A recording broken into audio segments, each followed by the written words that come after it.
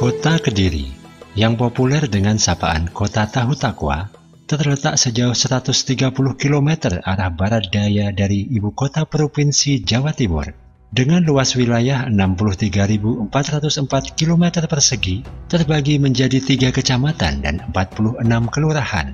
Kota Kediri menduduki peringkat ketiga Jawa Timur dalam jumlah penduduk setelah Surabaya dan Malang, dengan semboyan Joyo Eng Boyo yang bermakna mengalahkan mara bahaya. Kota Kediri tampil makin gagah dengan berbagai ikon baru. Di antaranya adalah Jembatan Brawijaya yang membentang megah di atas Sungai Berantas, menggantikan fungsi jembatan lama yang penuh dengan histori. Sebagai kota dengan penduduk mayoritas beragama Islam, hal ini menjadi bukti nyata kesuksesan dan kegigihan para perintis dakwah untuk menyebarkan agama Islam tanpa mengenal lelah sejak zaman dahulu kala hingga saat ini. Jejak-jejak peninggalan para wali yang sangat berjasa dalam merintis penyebaran agama Islam, salah satunya yang cukup terkenal, bisa kita temui di Kompleks Makam Stonogedong. Sebuah kompleks makam yang sangat tua, di mana dalam Makam Stonogedong bisa kita jumpai makam para wali perintis dakwah Islam pada zaman dahulu, dan juga makam para penggede atau pejabat pada zaman kerajaan. Hal ini terbukti dengan banyaknya makam yang bergelar Raden dan tertulis pada batu nisannya. Selain itu, di Kompleks Makam Stonogedong ini juga bersemayam Raja Amangkurat III dari Solo, seorang wali sepuh yang sangat sering dikunjungi oleh para peziarah. Beliau adalah Sayyid Sulaiman Samsuddin Ali, yang lebih dikenal dengan Syekh Wasil Samsudin, bergelar Pangeran Mekah, dan masyarakat Kediri kemudian lebih akrab dengan sebutan Mbah Wasil. Beliau dipanggil Mbah Wasil karena sering memberi wasil atau ahli dalam bertutur sapa dan berpetuah yang baik. Ada beberapa pendapat mengenai Syekh Wasil ini. Di antaranya pendapat bahwa Syekh Wasil hidup sejaman dengan Wali Songo dan dimungkinkan dekat dengan Sunan Derajat yang merupakan putra dari Sunan Ampel. Munculnya pendapat ini berdasar indikasi adanya kesamaan arsitektur bangunan dan ornamentasi yang terdapat di kompleks bangunan Makam Stonogedong dengan bangunan Makam Sunan Derajat di Lamongan. Dari hasil wawancara dengan juru kunci pemakaman Stonogedong, Syekh Wasil merupakan wali utusan dari Turki yang tergolong sebagai wali sepuh.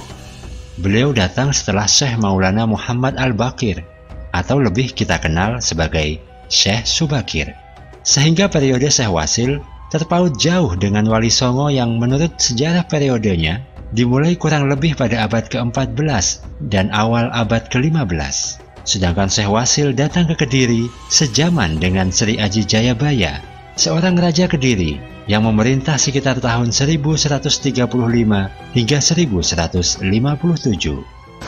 Syekh Al-Wasil atau yang biasa dikenal dengan Mbah Wasil.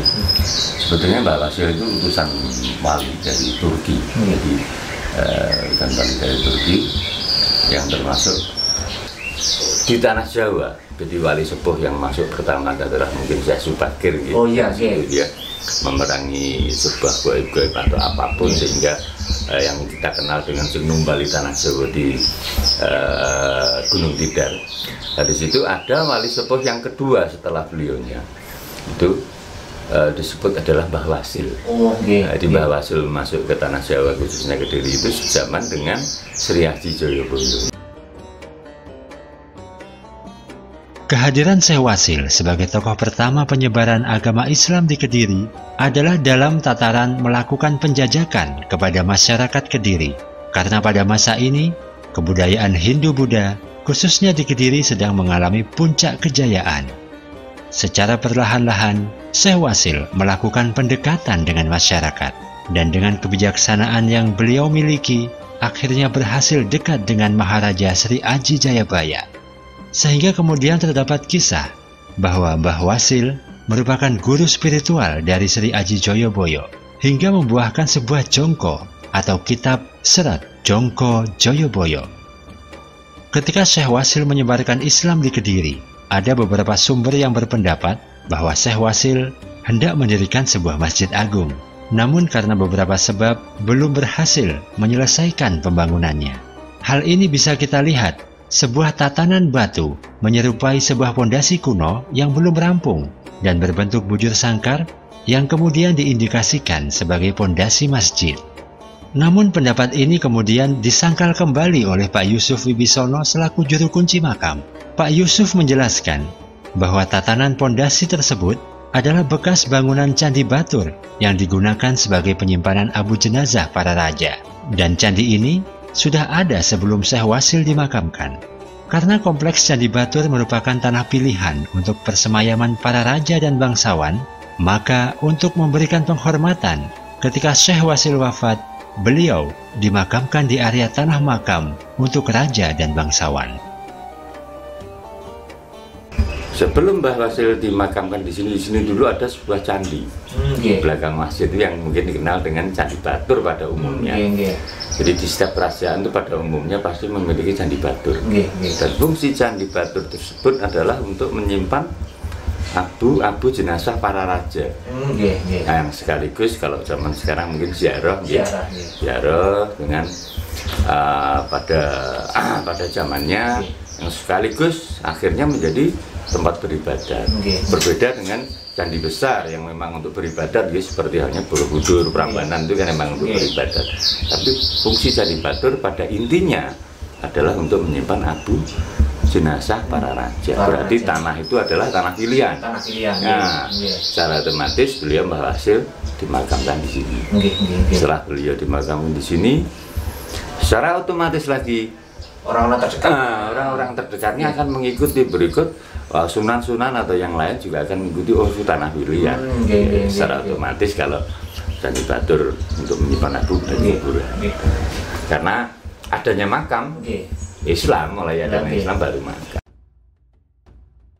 Keberadaan makam Syekh Wasil yang sebelumnya hanya diketahui bergelar Pangeran Mekah tidak lepas dari jasa para ulama dan kiai sepuh yang menerangkan dan menjelaskan bahwa yang disemayamkan di kompleks Stonogedong ini adalah makam Syekh Wasil Samsudin. Bila ingin berziarah ke makam Syekh Wasil setelah melalui gerbang depan masjid, sebenarnya ada dua jalur utama untuk menuju makam Mbah Wasil, yakni bisa melalui sisi utara dan sisi selatan masjid. Namun yang lebih umum digunakan adalah jalur utara masjid yang memang lebih dekat dan langsung menuju ke makam Syekh Wasil. Meskipun jalur selatan masjid jarang dilalui oleh para peziarah, ternyata dari hasil wawancara dengan juru kunci Bapak Yusuf Wibisono, beliau menyampaikan bahwa jika para peziarah menggunakan jalur selatan masjid, sebenarnya banyak filosofi historis yang akan tergali. Karena jalur selatan masjid ini merupakan jalur yang digunakan oleh para kiai sepuh yang akan berziarah ke makam Syekh Wasil.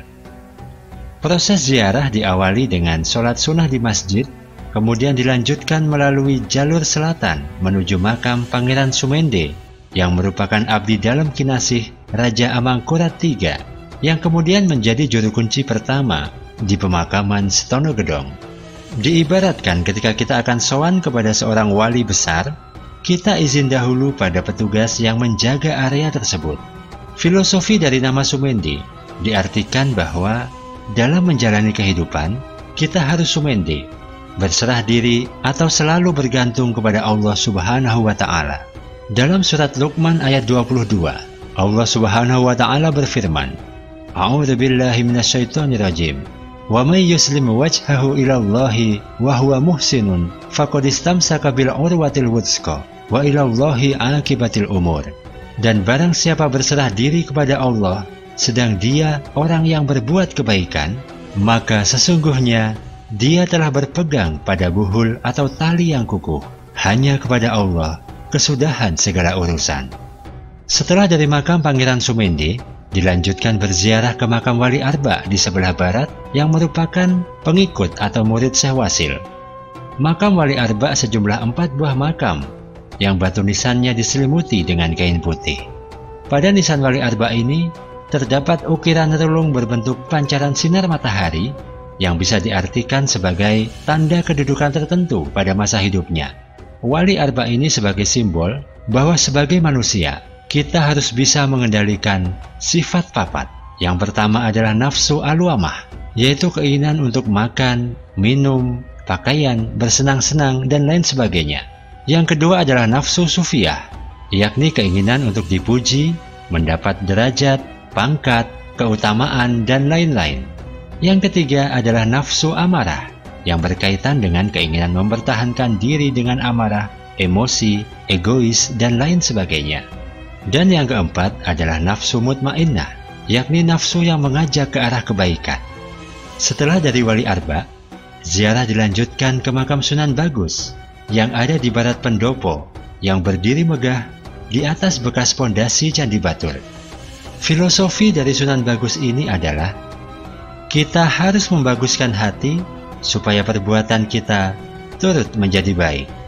Rasulullah Shallallahu Alaihi Wasallam bersabda, "Ala wa inna fi jasadi mudghatan idza solahat solahal jasadu kullu wa idza fasadat fasadal jasadi kullu ala wahiyal qalbu." Ingatlah bahwa di dalam jasad itu ada segumpal daging. Jika ia baik, maka baik pula seluruh jasad. Ketahuilah bahwa ia adalah hati. Hadis riwayat Bukhari dan Muslim.